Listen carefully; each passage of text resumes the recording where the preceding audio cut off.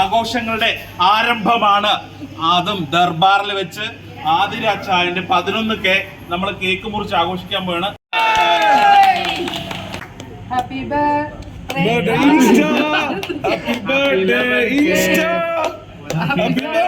Instagram. എന്തായാലും ഇന്നത്തെ ദിവസം 11K നമ്മൾ നാളത്തെ ദിവസം 101K മാർക്കായി ആത്മാർത്ഥമായിട്ട് പ്രാർത്ഥിക്കുന്നു. ഈ 101K ദർബാർ അനൂപിന്റെ ഈ ഷോപ്പിൽ വെച്ച് ഇവിടെ വെച്ച് തന്നെ കേക്ക് കട്ട് ചെയ്യണം. ഓക്കെ,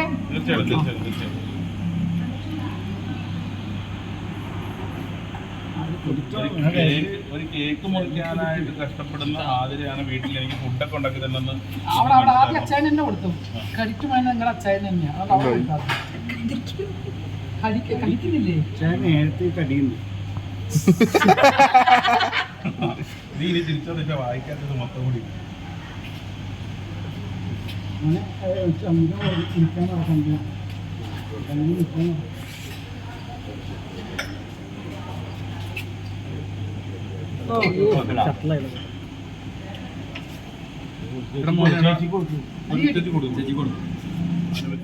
പ്രിയങ്ക ചേച്ചി എന്ന് പറഞ്ഞ ആരാ?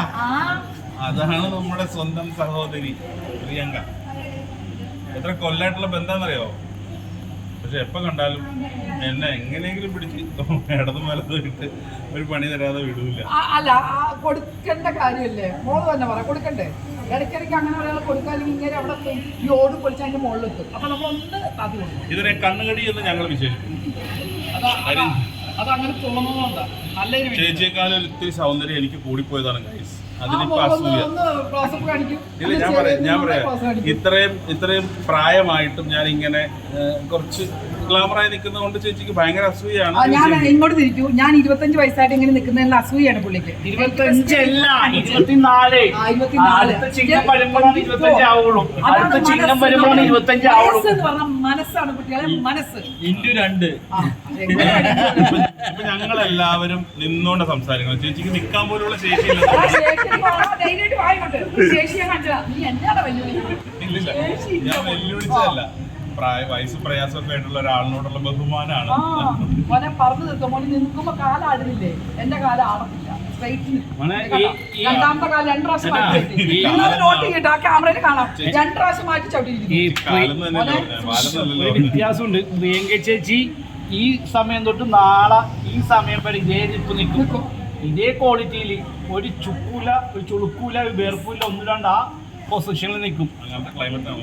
അതുകൊണ്ടല്ല മോനെ, ആരോഗ്യമില്ല, മനസ്സിന്റെ നന്മ. ദർബാറിലെ ഫുഡ് കഴിക്കൊണ്ടിട്ടാണ്.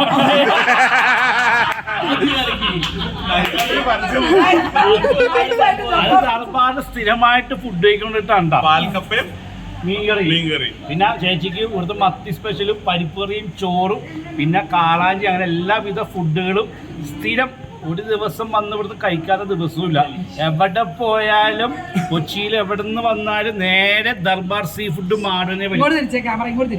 ദർബാറിന്റെ പരസ്യം കഴിഞ്ഞു. ഞാൻ കാലങ്ങളായിട്ട് നിങ്ങൾ കാണുന്നുണ്ടായിരിക്കും ഈ പ്രിയങ്ക എന്ന ആളെ. എന്തെങ്കിലും മാറ്റം നിങ്ങൾ തോന്നുന്നുണ്ടോ? തോന്നാൻ വഴിയില്ല, കാരണം ഞാൻ ഇങ്ങനെയാണ്. പിന്നെ ദർബാറിന്റെ കാര്യം പറയാതിരിക്കാൻ വയ്യ. ഇവിടെയുള്ള ഫുഡിന്റെ ടേസ്റ്റ് കൊണ്ടാണ് ദിവസം വന്ന് കഴിക്കാൻ തോന്നുന്നത്. അപ്പൊ നിങ്ങൾ എന്ത് ചെയ്യണം? ദർബാറിൽ വന്ന് കഴിച്ചോട്ടാ. എന്നെ പോലെ നല്ല അടിപൊളിയായിട്ട് ഇരിക്കും, അത് ഉറപ്പാ. ഞങ്ങൾ കഴിക്കാതെ ഇങ്ങനെ ഇരിക്കുന്നുണ്ട്. ദർബാറിലെ ഫുഡ് ഞങ്ങൾ കഴിച്ചു നോക്കിട്ട് പറയാം. ഓർഡർ കൊടുക്കടാ. കൂടുതൽ നിങ്ങൾ പറഞ്ഞറിയിക്കേണ്ട കാര്യമില്ല. ഞാൻ ഒരു ഉദാഹരണം പറഞ്ഞു കഴിഞ്ഞില്ലേ? ദർബാറിലെ അനൂപിന്റെ ദർബാർ എന്ന് പറഞ്ഞു കഴിഞ്ഞാൽ അതൊരു കിടിലൻ സ്ഥലമാണ്. ഫിഷ് എന്ന് പറഞ്ഞു കഴിഞ്ഞാണല്ലോ, ഞാൻ കുറേ സ്ഥലത്ത് ഫിഷ് കഴിച്ചിട്ടുണ്ട്. പക്ഷേ ഇതുപോലത്തെ നല്ല ഫിഷ് കിട്ടുന്ന സ്ഥലം ദർബാറിലെ അനൂപിന്റെ ഷോപ്പ് തന്നെയാണ്. അതിനകത്ത് ഒരു മാറ്റം എനിക്ക് പറയാനില്ല. ആ ടേസ്റ്റ് കാരണം ഇടയ്ക്കിടയ്ക്ക് നിങ്ങൾ ഇവിടെ വന്ന് കഴിച്ചിട്ടൊരു സമാധാനമായിട്ട് പോകും. ഇത്രയേ ഉള്ളൂ. ഓക്കെ, ഇതൊരു പ്രൊമോഷൻ വീഡിയോ അല്ല. ഇവിടെ അച്ചായൻ്റെ ഇന്നൊരു ഫംഗ്ഷൻ നടക്കുന്നത്. ആ സന്ദർഭത്തിൽ പ്രിയങ്കരിയായ നടി പ്രിയങ്ക ചേച്ചി വന്ന് അതും ഞങ്ങൾ ഒരുമിച്ച് കൂടിയപ്പോഴാണ് ഈ വിശേഷമൊക്കെ പങ്കുവെച്ചത്. അപ്പോൾ ഈ വിശേഷമൊക്കെ ഇത് പ്രൊമോഷനല്ല, ഇത് ശരിക്കും ഞങ്ങളുടെ സാഹോദര്യത്തിൻ്റെ വെളിച്ചത്തിൽ ഞങ്ങളിവിടെ ഒത്തുകൂടിയപ്പോഴത്തേക്ക് ഇവിടുത്തെ ഫുഡിനെ കുറിച്ച് അറിയാതെ പറഞ്ഞു പോയതാണ്. ആ കഴിച്ച ടേസ്റ്റിനെ കുറിച്ച് അറിയാതെ പറഞ്ഞു പോയതാണ്. അപ്പം ഇനി നമുക്കിത് കഴിച്ചു കഴിഞ്ഞിട്ടുള്ള റിയൽ ആയിട്ടുള്ള ഞങ്ങളുടെ സ്റ്റേറ്റ്മെൻറ്റും കൂടി ഞങ്ങൾ തരുന്നതായിരിക്കും. ഓക്കെ.